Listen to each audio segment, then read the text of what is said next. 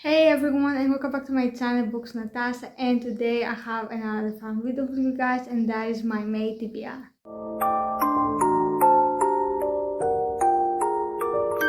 Like I have mentioned before, I have decided to film monthly TBRs in order to keep a smaller track on all the books that I want to read. So I'm narrowing it down to the books that are sort of in my mood, but I'm also really going to read. So let's just get straight into the list of books.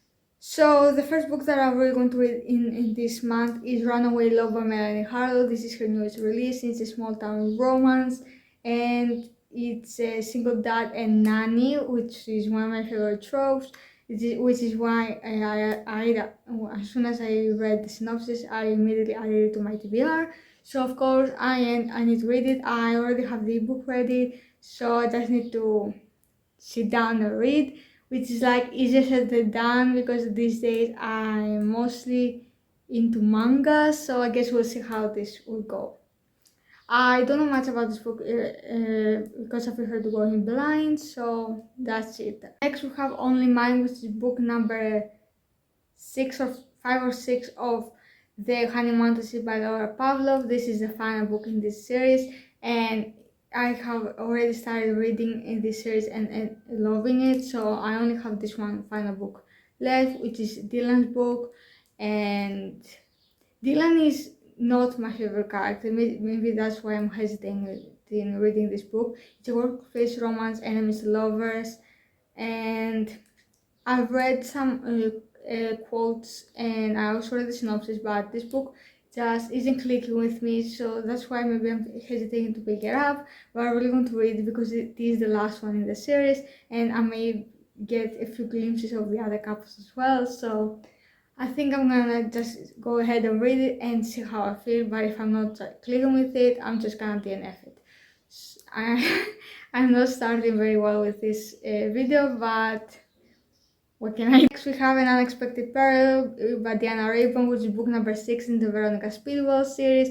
I have planned to continue reading the Veronica Speedwell series. I stopped rather abruptly because I was just feeling a small town romance, and I haven't stopped basically because that is my favorite genre. So I really do miss Soccer and Veronica, so I really want to pick up this series again because I only have 3 books left, and then I'm just gonna have to wait for book 9 with everyone else, which is totally fine with me because the author already turned it for editing, so it should be releasing next year. So I'm super excited for this. But this one is following Veronica that has become a member of the Curiosity Club, and then she is contracted to work on a missing persons case, which is for a princess, and of course her stalker work the case, but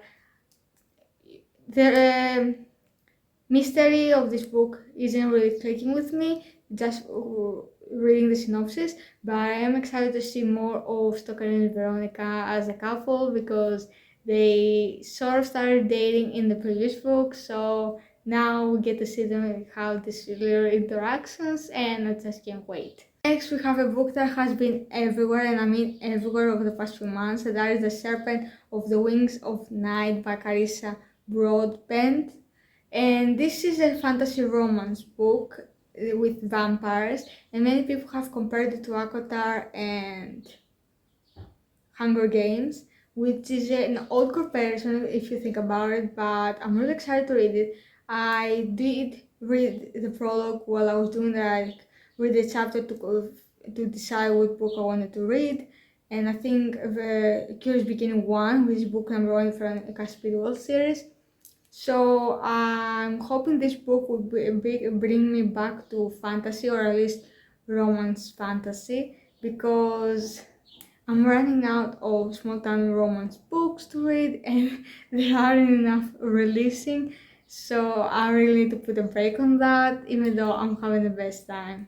So yeah, I don't know much about this book. I know that there is this sort of competition that this girl fights for, and she's sort of a stepdaughter to this vampire king. She also falls in love, I think, with one of the other contestants, which is basically her enemy. So I think there is something like that going around. So I'm really excited for this book. I think it's gonna be either 5 stars or either 3 stars. I can't really decide based on what I've read and heard, but I guess we'll see. The final book on this list is Forever Never by Lucy Score. I have wanted to pick this book up for a while now. A friend of mine on Instagram read and loved it, and I really want to get into more of Lucy Score's books because I really loved her Nokamon series, and I think there are a few hidden gems on her backlist, so I'm really going to give them a try. So this is the next book on my list. It is a workplace romance, age gap, small town romance. Of course, that's why I picked it up. But yeah, I'm really excited for this one. I have heard amazing reviews. I also have heard a few 3 stars, but I'm pretty sure for me it's gonna be either 4 or 5 stars. So far, the Lucy Score book hasn't disappointed me, so I am super excited for this one. Next, let's talk for all the manga that I want to read this month. So first we have Hermia volumes 1 until 16, basically the entirety of the series. I'm really going to read Hermia because I want to be ready for the anime, but I have always wanted to read this series because a lot of stuff that happened on the manga haven't been added to the animes, and I'm really going to read that because I really love Miyamura and Horizon's relationship. Also, I love how fluffy and cute everything is in this series, how there's this amazing friendships and everything, but also this really good story. So I just really want to read because I'm sure as soon as I pick up, I'm sorry, as soon as I pick up volume 1, I'm gonna just binge read the entirety of the series, and I am so excited for it. Next, we have a series that I started to read way back in the day, but I haven't really continued with it, and that is Tokyo Ghoul. I plan to read volumes 1 until 5. I had read volume 1 in 2018, I believe, but I wasn't really into manga then, so I really didn't continue with the series. So now that I have some experience, I really want to give it another chance because I think that it's gonna be my favorite series. Also, my friend Mel really recommended me this series, and I'm really going to give it a try. So I have plans to read until volume 5, and if I'm still uncertain, I'm just gonna drop it. But if I am stuck, then I'm gonna binge read the entirety of the series.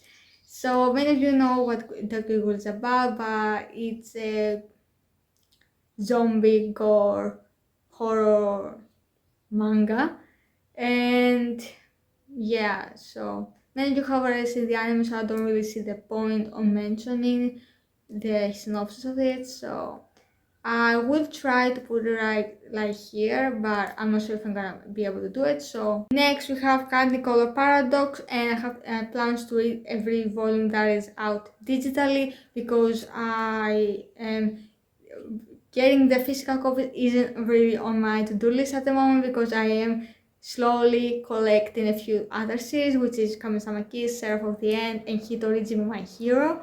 But if I decide to continue with the series, then I might also start collecting this manga, but it's gonna be a while, so I decided to start reading it digitally. So I think there is like 6 volumes out translated in English, so I'm really excited. This is a BL romance, and it's an enemies to lovers trope, and I'm really excited to read it. So we have this sort of investigative journalist that's paired up with a photographer, and they hate each other, but slowly but surely, because they spend a lot of time together, they start to get closer, and I just can't wait to read it. Next we have Kamisama Kiss volume 7 and 8. I plan to continue reading my read of Kamisama Kiss. If you can hear some loud noise outside, I am so sorry, but I'm living in a farming town, so to speak, so there is always tractors and stuff going around during this time, so I'm really sorry. But yeah, I am planning to continue my Kamisama Kiss free because I really miss Toma and Nanami, and I just really want to continue with the series. I think I'm just gonna do 2 volumes a month, so until I change my mind basically, so I am really excited to continue. The final series on this list is My Love Mix-Up, which is volumes 1 until 9, I believe, basically the entirety of the series again. I will read it digitally. I think there's like 30 something chapters, which is gonna take me like one day, not too much, maybe a few hours, but yeah.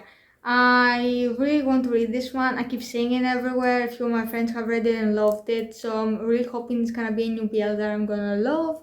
But yes, so far my search to find a BL that I love as much as Sasaki Miyano or Dekaichi or Hitoriji My Hero has been a bust. I can't find anything like it because I wanted to have a little bit of smart, but I also want to have a really good romance between the characters. I don't really mind an age gap because I really love Hitoriji My Hero, but if it's weird and really uncomfortable like Super Lovers, I can handle it.